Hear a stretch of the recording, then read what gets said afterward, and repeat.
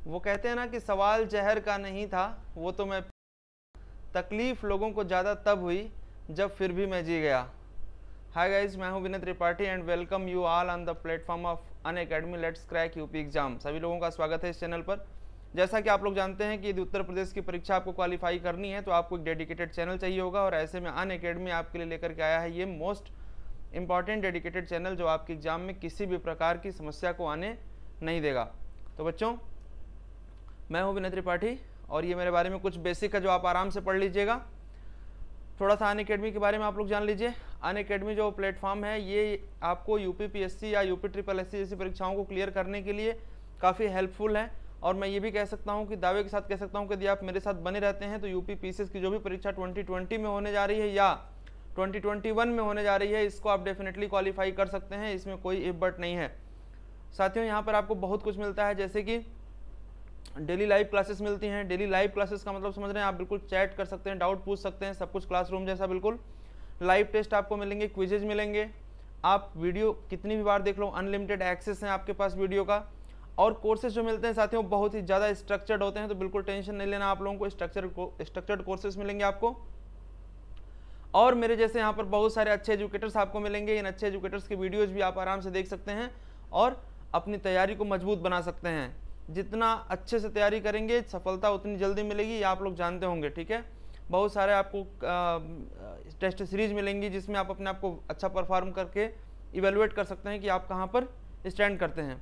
साथियों, यहाँ पर आप देखेंगे तो जो सिलेबस है वो बहुत ही कॉम्प्रिहेंसिव कवर किया जाता है, तो कॉम्प्रिहेंसिव कवर्ड सिलेबस मिलेगा आपको इस प्लेटफॉर्म के ऊपर।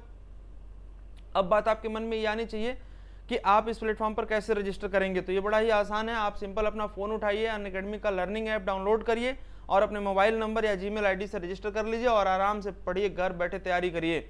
अब आप पूछ सकते हैं कि सर फीस कितनी होगी इसकी, तो बेटा फीस जो होगी वो मात्र और मात्र 7,000 रुपये होगी, और कितने महीनों के लिए, 1 साल के लिए होगी। 1 साल के लिए मात्र 7,000 रुपये होगी। और इसमें भी मज़े की बात क्या है कि यदि आप ये कोड यूज करते हैं VKT10 तो इसमें भी आपको 10% का डिस्काउंट मिल जाएगा, और डिस्काउंट होने के बाद ये फीस आपके लिए मात्र पड़ेगी कितने की, 6,300 रुपये की केवल। आप कल्पना करके देखिए कि यदि यूपी पीसीएस जैसे बड़े कोर्स की आप बात करते हो, यूपी पीसीएस जैसे बड़े कोर्स की आप बात करते हो, तो वहाँ पर 7,000 रुपये कुछ भी नहीं है फीस के लिए देखा जाए तो।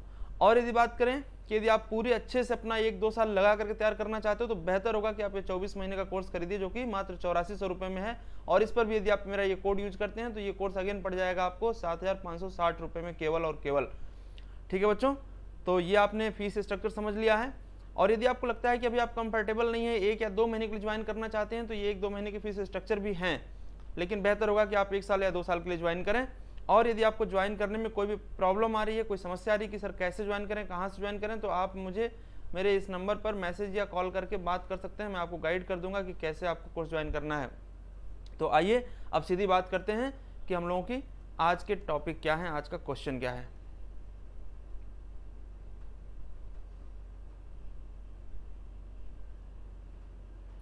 हाँ, तो बच्चों जो हमारा पहला क्वेश्चन है आज का, वो आपसे पूछा जा रहा है सतत व अस्थायी विकास के बारे में। मैं थोड़ा सा आप लोगों को क्लियर कर दूं कि आज के टॉपिक में जो मोस्टली हमने कवर किया है वो इकोनॉमी के वो क्वेश्चन हैं जो सोशियो इकोनॉमिक डेवलपमेंट से जुड़े होंगे। और मैं आप लोगों को बता दूं कि परीक्षा के अंदर भी इसी की मांग है, जिसको आप साधारण भाषा में सामाजिक आर्थिक विकास कहते हैं। सामाजिक आर्थिक विकास कहते हैं। क्वेश्चन बेटा इसी से आता है। बहुत सारे लोग कंफ्यूज हो जाते हैं, इकोनॉमी के नाम पर वो कंफ्यूज हो करके कोर इकोनॉमिक्स पढ़ना शुरू कर देते हैं। तो आपको इकोनॉमिक्स नहीं, इकोनॉमी पर फोकस करना, और वहां पर भी फोकस एरिया क्या होगा, सोशियो इकोनॉमिक डेवलपमेंट का। चलिए, तो सबसे पहला क्वेश्चन हम लोग डिस्कस करते हैं कि सतत व अस्थायी विकास किस प्रकार की अवधारणा से संबंध रखता है। मतलब कहने का यह है कि किस प्रकार का कॉन्सेप्ट रिलेट करता है सस्टेनेबल डेवलपमेंट और स्टेबल डेवलपमेंट के बीच में। सो आप यहाँ पर आंसर कर सकते हैं। यदि आप कमेंट में आंसर करेंगे तो अच्छा लगेगा मुझे। आपके पास जो करेक्ट आंसर है इस क्वेश्चन का वो सी है। बेटा ये क्वेश्चन बहुत ही ज़्यादा इंपॉर्टेंट है, इस क्वेश्चन को आप लोग मार्क कर लीजिएगा, नोट बना लीजिएगा। नियो डिटर्मिनिज्म कॉन्सेप्ट होता है जो एक डेवलपमेंट और सस्टेनेबल डेवलपमेंट के बीच का रोल प्ले करता है। अब यहीं पर आपके मन में कई सारे प्रश्न उठ जाएंगे कि सर ये सस्टेनेबल डेवलपमेंट क्या है, क्योंकि ये अक्सर परीक्षाओं में पूछा जा रहा है। तो सस्टेनेबल डेवलपमेंट की यदि एक लाइन में डिफिनीशन की हम लोग बात कर लें, जो कि 2018 की पीसीएस में पूछा भी गया था, कि वर्तमान में आप अपनी ऊर्जा आवश्यकताओं को पूरा करते हुए, मतलब आपकी जो भी ज़रूरतें हैं उनका ध्यान रखते हुए आप आने वाली पीढ़ी के लिए, आने वाली जनरेशन के लिए ऊर्जा संसाधनों को बचा करके रखें। इस प्रकार के विकास को हम सतत विकास कहते हैं, ठीक है। और ये सतत विकास अस्थायी तभी होगा जब आप इसको सतत तरीके से, सस्टेनेबल तरीके से लेकर के आगे बढ़ेंगे। तो जो नियो डिटर्मिनिज्म कॉन्सेप्ट है यही इसको कॉन्सेप्ट करता है, यही इसकी संकल्पना है और इसी पर आधारित है। तो ये क्वेश्चन बेटा बहुत इंपॉर्टेंट है, ध्यान दीजिएगा। ये एकदम अच्छा क्वेश्चन है और कभी भी एग्जाम में आ जाएगा, आप कंफ्यूज हो जाएंगे, ठीक है। आगे बढ़ते हैं हम लोग। अगला क्वेश्चन फिर सतत विकास से ही संबंधित है। देखिए क्वेश्चन क्या कह रहा है कि सतत विकास के लिए आवश्यक है जैविक विविधता का संरक्षण। सस्टेनेबल डेवलपमेंट के लिए क्या क्या जरूरी है, ऐसा पूछा जा रहा है। पहला ऑप्शन दिया जा रहा है कंजर्वेशन ऑफ बायोडायवर्सिटी। कमेंट में आप लोग आंसर जरूर करेंगे। तो जैविक विविधता का संरक्षण ये जरूरी है। दूसरा कह रहा है कि प्रदूषण का निरोध एवं नियंत्रण, मतलब आप प्रदूषण को रोकें और उसको कंट्रोल करें। निर्धनता को कम करें, निर्धनता को कम करना है यहाँ पर, रिड्यूस पॉवर्टी, कम करना। और साथ में कह रहा है कि उपरोक्त सभी। तो नो डाउट इस क्वेश्चन का जो करेक्ट आंसर है वो क्या है, उपरोक्त सभी। अब जैसा कि आपने देखा कि दो क्वेश्चन हमारे जो हैं वो सस्टेनेबल डेवलपमेंट पर ही आए आपके सामने आगे पीछे करके। तो थोड़ा सा मैं सस्टेनेबल डेवलपमेंट की जड़ों में जाकर के आपको ब्रीफ कर देता हूँ हल्का सा। इसकी शुरुआत देखें, इसकी शुरुआत यदि देखें हम लोग तो जो 1987 का ब्रंटलैंड कमीशन की रिपोर्ट आती है, ब्रंटलैंड कमीशन की रिपोर्ट आती है। ब्रंटलैंड कमीशन जो बनाया गया था वो यूनाइटेड नेशन के द्वारा बनाया गया था और इस कमीशन की रिपोर्ट ये कहती है कि the future we want, the future we want, ये टाइटल था। और ध्यान दीजिएगा इस पर भी क्वेश्चन आ चुका है कि ब्रंटलैंड कमीशन की रिपोर्ट क्या कहती है और किस लिए कहती है। तो द फ्यूचर वी वांट में ब्रंटलैंड कमीशन की रिपोर्ट कहती है कि डेवलपमेंट तो होना चाहिए, लेकिन वो कैसा होना चाहिए, सस्टेनेबल डेवलपमेंट होना चाहिए, सस्टेनेबल डेवलपमेंट होना चाहिए। सस्टेनेबल डेवलपमेंट यानी कि सतत विकास या संपोषणीय विकास। और इसी रिपोर्ट को आधार बना करके 1992 में पहला पृथ्वी शिखर सम्मेलन होता है। 1992 में पहला पृथ्वी शिखर सम्मेलन होता है जिसको आप रियो कॉन्फ्रेंस भी कहते हैं। और इसी को आधार बना करके कई बार सवाल पूछे गए हैं कि रियो +5 कब हुआ, रियो +10 कब हुआ है। तो बेटा आपको परेशान बिल्कुल नहीं होना है। ये जो 1992 है, 1992 है, इसी में 5 वर्ष जोड़ दीजिए तो 1997 में रियो +5 होगा। रियो +10 की यदि बात करते हैं तो इसमें 10 वर्ष जोड़ दीजिए, 2002 में होगा। और यदि रियो +20 की बात करते हैं तो ये 2012 में होगा। और ये सब का जो संबंध होगा वो सस्टेनेबल डेवलपमेंट से होगा, सतत विकास से होगा। ये परीक्षा में आपके कई बार ये सवाल आ चुके हैं, इसीलिए मैंने आपको ये पूरा बता दिया। अब ध्यान देंगे इस क्वेश्चन का जो आंसर निकल करके आया वो उपरोक्त सभी आया, क्योंकि हम बायोडायवर्सिटी को जब बचाएंगे, प्रदूषण को रोकेंगे, तभी सतत विकास संभव है। यदि हम पर्यावरण के मूल्यों पर विकास करना चाहते हैं तो वो पॉसिबल नहीं है और ना ही उसे हम एक अच्छा विकास मान सकते हैं, एक अस्थायी विकास मान सकते हैं। ठीक है, उम्मीद करते हैं यहाँ तक आप लोगों को समझ में आ गया होगा। कमेंट करते रहिएगा, जो भी आप लोगों को तकलीफ हो, समस्या हो, समझने में कोई दिक्कत हो। मेरा पूर्ण विश्वास है कि जो क्लास आप पढ़ रहे हैं इस क्लास से क्वेश्चन सीधे सीधे आपकी परीक्षाओं में आपको मिलेंगे। आइए अगले क्वेश्चन की तरफ बात करते हैं। भारत में राष्ट्रीय आय की मापने का निम्नलिखित में से कौन सा सही आधार वर्ष है। देखिए मैं थोड़ा सा बेटा आपको बता दूं शॉर्टकट में कि जो प्रत्येक वर्ष हम अपना नेशनल इनकम मेजर करते हैं, राष्ट्रीय आय जिसे कहते हैं, नेशनल इनकम कहते हैं साधारण भाषा में, इंग्लिश में नेशनल इनकम कहते हैं, हिंदी में राष्ट्रीय आय कहते हैं। आपने सुना होगा टर्म जीडीपी, जीएनपी, एनएनपी, ये टर्म आप सुनते हैं। ये सारे टर्म मैं आप लोगों को डिटेल में भी पढ़ाऊंगा जब हमारी मेन कोर्स स्ट्रक्चर्ड कोर्स में आप लाइव होंगे, परचेज करेंगे तो पूरी की पूरी इकोनॉमी वहाँ पर मैं आप लोगों को पढ़ाऊंगा। जीडीपी, जीएनपी, एनएनपी, एनडीपी क्या होती है, सब टर्म हम डिस्कस करेंगे। लेकिन यहाँ पर अब सब आपको ध्यान सिर्फ इतना रखना है कि ये सब हमारे राष्ट्रीय आय को प्रदर्शित कर रहे होते हैं। तो सवाल ये पूछा गया है कि इनको कैलकुलेट करने का, इनको मापने का, इनको एस्टिमेट करने का सही आधार वर्ष क्या है। कई बार ये सवाल आ चुका है परीक्षाओं में और आता ही रहेगा। तो मैं थोड़ा सा आधार वर्ष आपको बता देता हूँ। जैसे मान लीजिए कि यदि 2011-12 में आपकी टोटल इनकम यानी कि आपके देश की टोटल इनकम 100 रुपये रही हो और 2015-16 में यह इनकम 150 रुपये हो गई हो, तो इसका मतलब है कि यदि इसको हम आधार वर्ष माने तो यहाँ से हम तुलना करके देख सकते हैं कि हमारा जो जीडीपी ग्रोथ रेट रहा वो 50% है, क्योंकि यहाँ पर हम 100 रुपये में थे और यहाँ पर 150 रुपये में थे। मतलब कि हमारी जीडीपी कितने % से ग्रोथ कर रही है, हमारा राष्ट्रीय आय कितने % से ग्रोथ कर रहा है, उसको मापने के लिए हमें एक आधार वर्ष चाहिए, जो पहले 2004-05 हुआ करता था, लेकिन अब ये कितना है, 2011-12 है। तो याद रखिएगा, चाहे पर कैपिटा इनकम की बात आपसे करें, चाहे वो आपसे राष्ट्रीय आय की बात करें, ये सब आधार वर्ष जो होगा वो 2011-12 होगा। बहुत ही महत्वपूर्ण क्वेश्चन ये भी आपके लिए है और इसे आप नोट कर लीजिएगा, नोट्स बनाते चलिएगा, ये सीधे सीधे फैक्ट आपके एग्जाम में आ जाते हैं। अगला क्वेश्चन बेटा बहुत इंपॉर्टेंट है, देखिए बार बार मैं कह रहा हूं, यहां पर भी बात की जा रही है किसकी, अस्थायी विकास की। अस्थायी विकास का मतलब वही सतत विकास, सस्टेनेबल डेवलपमेंट। पूछा जा रहा है क्या अस्थायी विकास किसके उपयोग के संदर्भ में अंतर पीढ़ीगत संवेदनशीलता की घटना है। थोड़ा सा हिंदी में जब आप पढ़ते हैं किसी चीज को टेक्निकल लगने लगता है, इसीलिए मैंने स्लाइड को इस तरीके से बनाया हुआ है कि आपको इंग्लिश में भी मदद मिल जाए। Sustainable development is the phenomenon of intergenerational sensitivity in terms of the use of, मतलब कह रहा है कि अंतर पीढ़ीगत संवेदनशीलता। व्हाट इज द अंतर पीढ़ीगत संवेदनशीलता, इसको जरा ठीक से समझिए बेटा। इसी को आधार बना करके सारे क्वेश्चन फ्रेम ही किए जा रहे हैं। जैसे आपकी अपने आने वाले जनरेशन के प्रति, अपने आने वाली पीढ़ी के प्रति क्या संवेदनशीलता है, क्या आप ऐसा सोचते हैं कि जिस पानी का प्रयोग आप कर रहे हैं उस पानी का जरूरत आने वाले बच्चों को भी पड़ेगा। कहीं पानी के प्रयोग की जगह पर हम पानी का दोहन तो नहीं कर रहे हैं, कहीं हम जंगलों को इस तरीके से तो नहीं काट रहे हैं कि आने वाले जनरेशन को ऑक्सीजन ना मिले। यदि ऐसा हम कर रहे हैं तो निश्चित ही रूप से हमारी आने वाली जो पीढ़ी है उसके प्रति हम संवेदनशील नहीं है।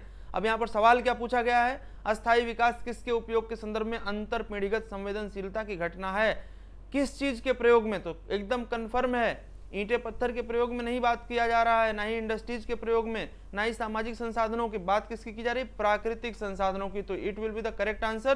प्राकृतिक संसाधनों की संवेदनशीलता जो होती है वो अस्थायी विकास को जन्म देती है और वो अंतर पीढ़ीगत संवेदनशीलता को भी जन्म देती है। तो प्राकृतिक संसाधनों के बचाव को लेकर के, इनके प्रयोग को लेकर के आपसे एक क्वेश्चन पूछा गया है। उम्मीद करते हैं समझ में आ गया होगा। आप लोग आंसर करते रहिए और साथ में हमारे बने रहिए।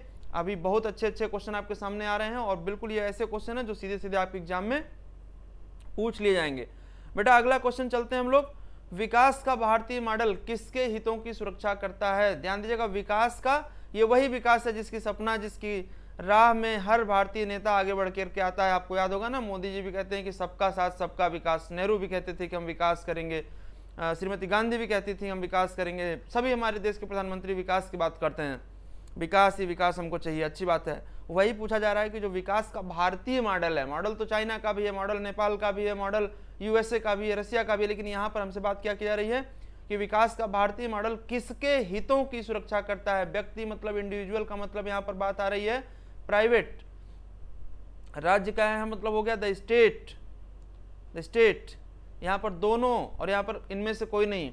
अब यहाँ इस क्वेश्चन के थीम को समझिए, क्या पूछा जा रहा है, क्या हमारा इकोनॉमिक मॉडल ऐसा है, क्या हमारे विकास का आर्थिक ढांचा ऐसा है कि वह केवल प्राइवेट प्लेयर्स को रोल बढ़ावा देता है या केवल राज्यों को बढ़ावा देता है। राज्यों का मतलब जो हमारा देश है, क्या सरकार इस सारा कंट्रोल अपने पास रखना चाहती है या दोनों के पास है या फिर इनमें से किसी के पास नहीं है। तो यदि आप देखें तो हमारे देश में जो विकास का मॉडल आपको देखने को मिलेगा वो ना ही पूरी तरीके से प्राइवेटाइजेशन की तरफ बात करता है और ना ही पूरी तरीके से सोशलिज्म की तरफ बात करता है। ये बात करता है दोनों का, मिक्स्ड हमने अपनाया था। मतलब कि हमारा जो भारतीय विकास का जो मॉडल है वो दोनों की हितों की बात करेगा। मिक्स्ड इकोनॉमिक मॉडल पे हम अपना पॉलिसी बनाते हैं। ठीक है, आगे बढ़ते हैं। उम्मीद करते हैं ये क्वेश्चन क्लियर हो गया होगा। अगला क्वेश्चन बहुत इंपॉर्टेंट है और कई बार रिपीट हो चुका है। जल्दी से आप लोग कमेंट करके आंसर बताइए कि स्वतंत्र भारत की प्रथम औद्योगिक नीति की घोषणा की गई थी। ध्यान दीजिएगा, क्या पूछा जा रहा है कि स्वतंत्र भारत पूछा जा रहा है। जब इंडिया स्वतंत्र हो गया था उसके बाद औद्योगिक नीति, जैसा कि आप लोग जानते होंगे, मैं थोड़ा सा बता देता हूं कि किसी भी देश का जब विकास होता है तो सबसे पहले प्राथमिक क्षेत्र में यानी कि प्राइमरी सेक्टर में डेवलपमेंट होता है। प्राइमरी सेक्टर के डेवलपमेंट का मतलब यह हुआ कि एग्रीकल्चर और एलाइड सेक्टर जैसे कि फिशरीज हुआ, डेयरी हुआ, ये सब। उसके बाद जो बात आती है वो सेकेंडरी सेक्टर की आती है और सेकेंडरी सेक्टर का मतलब हो गया औद्योगिक सेक्टर जो है हमारा, जो इंडस्ट्रियल सेक्टर है। और उसके बाद विकास जो होता है वो टर्शियरी सेक्टर में यानी कि सेवा क्षेत्र में होता है। तब यहाँ पर सवाल आपसे पूछा जा रहा है कि स्वतंत्र भारत की प्रथम औद्योगिक नीति की घोषणा कब की गई थी? तो आंसर होगा बेटा इसका 1948 में। ठीक है, आगे बढ़ते हैं हम लोग। देखिए, जब पंडित नेहरू साहब भारत के प्रधानमंत्री बने तो उनके दिमाग में सबसे पहले यही बात आई कि हमें अपने इंडस्ट्रियल ढांचे को मजबूत करना है ताकि हम लोगों को रोजगार दे सकें और देश की गति को तेजी से आगे बढ़ा सकें। लेकिन ध्यान रखिएगा, बहुत लंबे समय तक हमारे देश के जो दरवाजे थे वह विदेशी कंपनियों के लिए बंद थे। जब भारत स्वतंत्र हुआ उसके बाद में आगे चल करके हम मजबूर होकर के एलपीजी मॉडल लेकर के आए, जिसमें हमने विदेशी कंपनियों के दरवाजे को ओपन किया। ये सब क्या है, हमारी इकोनॉमी की डिटेल क्लास में आपको डिटेल डिस्कशन मिलेगा जब हम लोग ये सब कुछ डिस्कस करेंगे डिटेल में। अगला क्वेश्चन देखिए बेटा, ये यूपीपीसीएस का ऐसा क्वेश्चन कह सकते हैं कि एक तरीके से पेटेंट क्वेश्चन है, हर 2 साल के बाद एक बार रिपीट हो जाता है। सवाल सीधा सीधा आपसे पूछा जा रहा है कि बंधुआ मजदूरी उन्मूलन अधिनियम पारित हुआ था। तो बंधुआ मजदूरी उन्मूलन अधिनियम, बॉन्डेड लेबर एबॉलिशन एक्ट, कब पारित हुआ था? तो आंसर होगा 1976 में हुआ था। ये बहुत इंपॉर्टेंट है, मैं आपको बता देता हूँ। देश के अंदर इमरजेंसी लगी हुई थी और किसी भी तरीके से यदि आपने देखा होगा, वो उस पेज को आपने पढ़ा होगा, तो किसी भी तरीके से आपको जनाधार बढ़ाना था।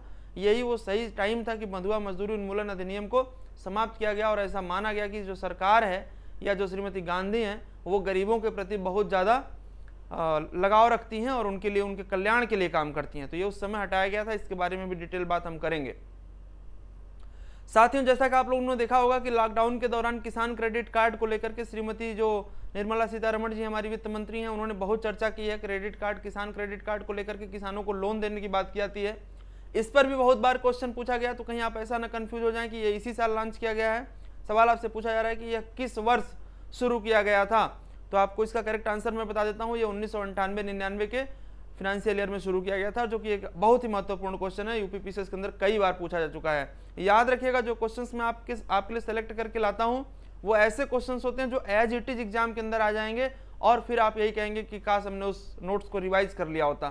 तो अच्छे से बिल्कुल नोट्स बनाइए और दावा है मेरा, इन छोटे छोटे वीडियोज के माध्यम से आपको 3-3, 4-4 क्वेश्चन डायरेक्टली आपके परीक्षाओं में मिलेंगे। तो आगे बढ़ते हैं बेटा। अगला क्वेश्चन ये है कि who started the tax for income worker in India? मतलब ऐसे लोग जो कमाते थे, जिनकी कुछ आमदनी होती थी, उनके लिए इनकम टैक्स की शुरुआत किसने की? इसका मतलब सवाल ये पूछा जा रहा है कि शुरुआत किसने की थी इनकम टैक्स की। तो देखिए, आपको मैं बता दूं कि इस तरह के क्वेश्चन बहुत ही कॉम्प्लिकेशंस क्रिएट कर देते हैं जब आपने ठीक से पढ़ा नहीं होता है तो। ठीक है, तो जल्दी से आप लोग कमेंट करके आंसर मुझे बताइए। मुझे पूरी उम्मीद है कि आप में से कोई लोग सही आंसर बता दें तो बहुत बड़ी बात होगी। देखो, आपको यदि नहीं पता है तो आप इसको आप एलिमिनेशन मेथड से भी यूज कर सकते हैं। ठीक है, लॉर्ड मैकाले ने किया नहीं था, विलियम जोन्स ने किया नहीं था, जेम्स विल्सन ने किया नहीं था। तो ये आपके पास एक आंसर है, ये इसका करेक्ट आंसर होगा। आगे बढ़ते हैं। ठीक है बेटा, अब अगला क्वेश्चन आपके लिए जो आया है अगेन बहुत महत्वपूर्ण है। क्वेश्चन पूछा जा रहा है कि भारत में नीति आयोग का सृजन किया गया था। भारत में नीति आयोग का सृजन किया गया था। भारत में नीति आयोग का सृजन किया गया था। ये क्वेश्चन देखिए, इससे पहले यदि हम बात करें तो ये योजना आयोग के संदर्भ में पूछा जाता रहा है, लेकिन अब ये नीति आयोग के संदर्भ में पूछा जाएगा। तो नीति आयोग कैसे बना है, ऐसा आपसे सवाल पूछा जा रहा है। तो संविधान के अंतर्गत बना नहीं है, संसद के अधिनियम के अंदर बना नहीं है, लोकसभा के प्रस्ताव से बना नहीं, मंत्रिमंडल के प्रस्ताव से यानी कि सरकार के प्रस्ताव से इसको बनाया गया था। कब बनाया गया था? 1 जनवरी 2015 को नीति आयोग बनाया गया था। National institute of transforming India है और इसका जो तत्कालीन अध्यक्ष होता है वो प्रधानमंत्री होता है। आगे बात करते हैं बेटा, प्लानिंग एंड द पुअर पुस्तक के लेखक कौन है? बहुत इंपॉर्टेंट क्वेश्चन ये भी है, कई बार आपकी परीक्षाओं में आ चुका है कि प्लानिंग एंड द पुअर पुस्तक के लेखक कौन है? जल्दी से आप कमेंट करके बता दीजिए। DR गैडगिल हैं, BS मिन्हास हैं, अमर्त्य सेन है, चरण सिंह कौन है? आप में से ज़्यादातर लोग मुझे लगता है कि इसका आंसर अमर्त्य सेन बता रहे होंगे, जो कि गलत है। और ये क्वेश्चन कई बार पूछा गया, इसके लेखक जो है वो BS मिन्हास हैं। भाई बहुत इंपॉर्टेंट क्वेश्चन है, बहुत इंपॉर्टेंट क्वेश्चन है। आगे बढ़ते हैं। अगला क्वेश्चन है बेटा कि the basis of determining the dearness allowances of employ in India, मतलब जो महंगाई भत्ता मिलता है, जो महंगाई भत्ता दिया जाता है सरकारी कर्मचारियों को या कर्मचारियों को, वो किस पर आधारित होता है? उसका बेस क्या होता है उस महंगाई भत्ते का? डियरनेस अलाउंस का मतलब महंगाई भत्ता होता है। CPI IW होता है, मतलब कि consumer price index industrial worker होता है, या फिर पर कैपिटा इनकम होता है, या फिर जीडीपी होती है, या फिर डब्ल्यूपीआई होता है, क्या होता है? जल्दी से आप लोग कमेंट करके बताइए। यदि ये कमेंट करके आप लोग गलत आंसर बताते हैं तो ऐसा मैं मान लूंगा कि बेसिक इकोनॉमी आप लोगों को नहीं आती है, इसलिए आप लोग हमारे आगे इकोनॉमी के सेक्शन में बने रहेंगे। बहुत ही महत्वपूर्ण सेशन आने वाला है बहुत ही जल्दी। तो आप लोगों के जो करेक्ट आंसर आए हैं वो तो ठीक हैं, लेकिन यहाँ पर मैं आप लोगों को बताता हूँ इसका जो करेक्ट आंसर है वो CPI-IW है, CPI-IW। आगे बढ़ते हैं। Consumer price index, industrial worker कहते हैं इसको। इसके बारे में डिटेल में हम अपने लेक्चर में आगे बात करेंगे। अगला बेटा अगेन बहुत महत्वपूर्ण क्वेश्चन है, आपसे पूछा जा सकता है, बहुत टर्म चर्चा में रहता है कि प्लास्टिक मनी क्या है। बार बार लोग कहते हैं प्लास्टिक मनी क्या है, प्लास्टिक मनी क्या है। तो प्लास्टिक मनी देखिए क्या है, कागजी मुद्रा है कि नहीं है, प्लास्टिक के नोट होते हैं, क्या ऐसा शेयर होता है या क्रेडिट कार्ड होता है, किसको आप प्लास्टिक मनी कहते हैं? तो अपने दिमाग में एक बात एकदम फिट कर लीजिए कि जो भी आप ट्रांजैक्शन कार्ड से करते हैं, किसी प्रकार के भी कार्ड से करते हैं, क्रेडिट कार्ड, डेबिट कार्ड, ये सब कहलाता है क्या? Plastic money, right. तो कंफ्यूज होने की जरूरत आप लोगों को नहीं है। अगला और अगेन बहुत महत्वपूर्ण और लास्ट क्वेश्चन आज के सेशन का है कि सामुदायिक विकास कार्यक्रम कब लागू किया गया था? सामुदायिक विकास कार्यक्रम कब लागू किया गया था? तो सामुदायिक विकास कार्यक्रम जो लागू किया गया था ये कब लागू किया गया था, ऐसा आपसे सवाल पूछा गया है और बड़े ही इंटरेस्टिंग सवाल है। इसका डेट आप नोट कर लीजिएगा, 2 अक्टूबर 1952। 2 अक्टूबर 1952 मतलब कि 1952 यहाँ इसका करेक्ट आंसर होगा। और आप जानते होंगे 2 अक्टूबर को हम क्यों लॉन्च करते हैं? कम्युनिटी डेवलपमेंट प्रोग्राम हमने शुरू किया था गांधी जी की जयंती के अवसर पर, पहली बार जब हमारी 1952 से सिस्टमेटिक सरकार चलना शुरू हुई थी। तो बेटा यहाँ तक मुझे उम्मीद है आप लोगों को समझ में आ गया होगा। एक बार मैं फिर से बोल रहा हूँ कि यदि पढ़ाने के दौरान कोई कन्फ्यूजन जनरेट हो गया हो, यदि पढ़ाने के दौरान कोई कन्फ्यूजन जनरेट हो गया हो आप लोगों को, या कोई चीज़ समझ में ना आई हो, थोड़ा सा आपको धैर्य रखना पड़ेगा। कल से ही लाइव क्लासेस हो जाएंगी। ये प्रीमियर क्लास थी, इस वजह से मैं आप लोगों के कमेंट का आंसर नहीं कर पा रहा था। ये मेरा नंबर है, इस पर आप कोर्स को कैसे ज्वाइन करेंगे, क्या करेंगे, वो सब आप बात कर सकते हैं मुझसे। और साथ में जो भी आपके डाउट्स हैं वो भी आप पूछ सकते हैं जब तक कि लाइव नहीं हो रहा है कल परसों तक। उसके बाद से आप आराम से अपने कमेंट में आकर के कमेंट सेक्शन में मुझसे डायरेक्ट क्वेश्चन पूछते रहिएगा उसी टाइम पर जब क्लास चल रही होगी। आज के लिए बहुत बहुत धन्यवाद आप लोगों को। आप चाहते हैं कि क्लास का नोटिस तुरंत आपको मिल जाया करे, नोटिफिकेशन मिल जाया करे, तो सब्सक्राइब करके और बेल आइकन प्रेस कर दीजिए। और कोई क्वेश्चन होता है तो ज़रूर मुझे बताइए यहाँ पर, मैंने आपसे कहा। और साथ में यदि आप डिस्काउंट लेना चाहते हैं, अनअकैडमी के किसी भी कोर्स को खरीदना चाहते हैं, तो ये कोड इंटर करिएगा, आपको 10% का डिस्काउंट मिल जाएगा। तो आज के लिए बस इतना ही, बहुत बहुत धन्यवाद। मिलेंगे फिर हम लोग अगले सेशन में।